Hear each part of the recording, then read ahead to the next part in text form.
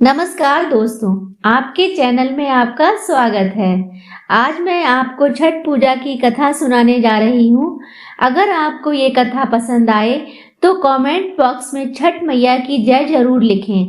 साथ ही अगर आपने अभी तक चैनल को सब्सक्राइब नहीं किया है तो सब्सक्राइब कर लीजिए और बेल आइकन पर क्लिक जरूर कीजिए, जिससे हमारे वीडियो के नोटिफिकेशन आपको मिल सकें।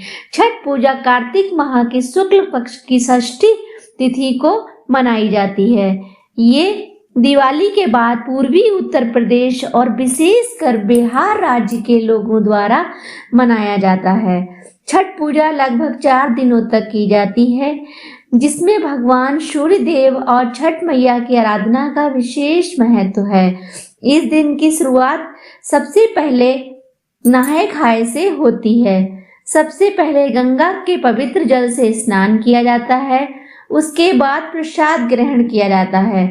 कहा जाता है कि जो महिला छठ पूजा का व्रत करती है उनकी संतान को लंबी आयु मिलती है। कुछ लोग छठ पूजा का व्रत संतान प्राप्ति के उद्देश्य से करते हैं।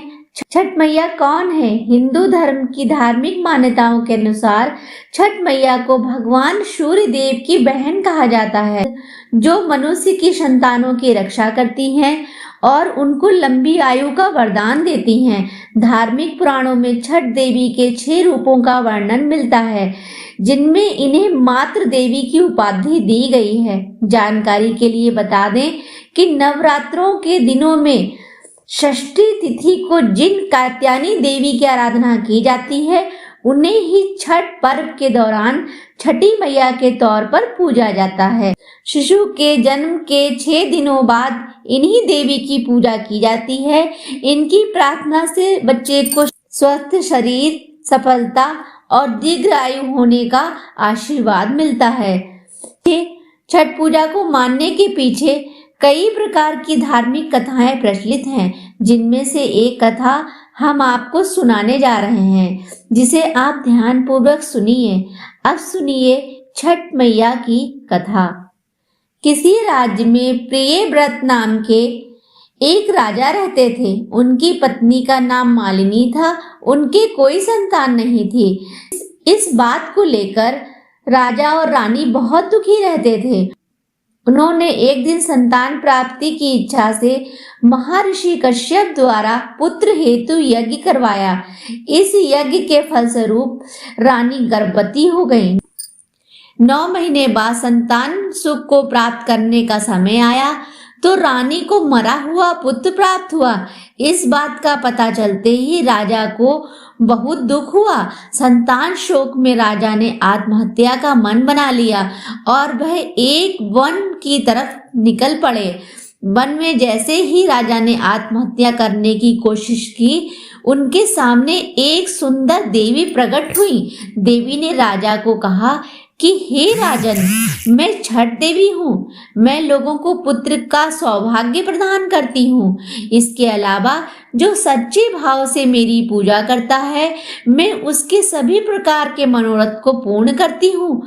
यदि तुम मेरी पूजा करोगे तो मैं तुम्हें पुत्र प्रदान करूंगी। देवी की बातों से प्रभावित होकर राजा ने उनकी आज्ञा का पालन किया और राजा और उनकी पत्नी ने कार्तिक शुक्ल की षष्ठी तिथि के दिन छठ मैया की पूजा की, बहुत ही विधि विधान के साथ, जिसके फलस्वरूप रानी को एक सुंदर पुत्र रत्न की प्राप्ति हुई।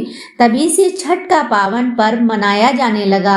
एक अन्य कथा के अनुसार जब पांडव सारा राजपाट हार गए थे, तब द्रौपदी ने छठ का व्रत रखा था। इस व्रत के प्रभाव से उनकी मनोकामनाएं पूरी हुई तथा पांडवों को राजपाट सब वापस मिल गया था। जय हो छठ मैया की। जैसे सबकी सुनी, वैसे कथा सुनने वाले, कथा पढ़ने वाले सब पर अपनी कृपा माता बनाए रखना। छठ मैया की जय। दोस्तों, आपको कहानी कैसी लगी? अगर आपको कहानी अच्छी लगी हो तो कमेंट बॉक्स में छठ मैया की जय जरूर लिखें। कहानी पसंद आई हो तो वीडियो को लाइक करें, शेयर करें। चैनल पर नए हैं तो चैनल को सब्सक्राइब जरूर करें। फिर मिलते हैं एक नई कहानी के साथ। धन्यवाद दोस्तों।